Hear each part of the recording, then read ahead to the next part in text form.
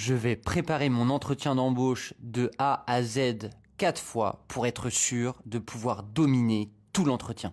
Tu arrives à lire psychologiquement les recruteurs, tu pourras les dominer et avoir tous les postes que tu veux. Évidemment, c'est totalement faux.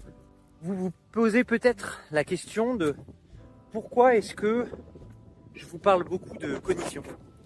Pourquoi est-ce que j'accentue justement ces traits des dynamiques cognitives dans les entretiens d'embauche?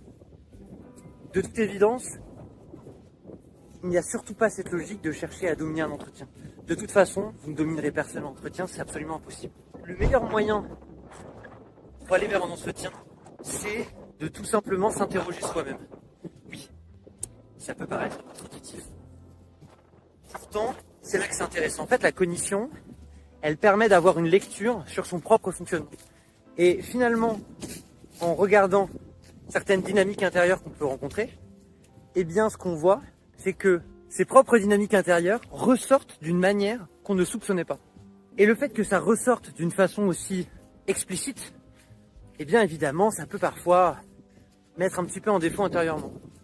Et c'est là toute la force du coaching.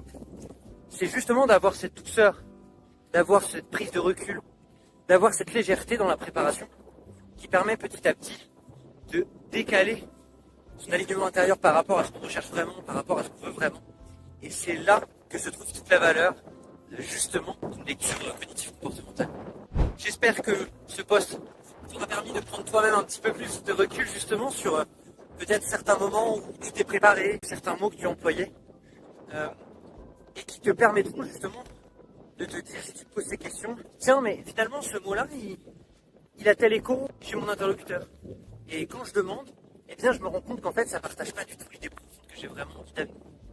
Et c'est là que la vision vraiment de fond sur la lecture de la façon dont on perçoit les choses est vraiment transformante. Ce que je viens de vous partager vous paraît peut-être à des années-lumière des entretiens de recrutement. Pourtant, finalement, si on se pose la question, qu'est-ce que fait un bon leader? Qu'est-ce que fait un bon acteur professionnel? Pas un acteur au sens comédie, mais qu'est-ce que fait quelqu'un qui va vraiment agir de façon pertinente et efficace sur un poste?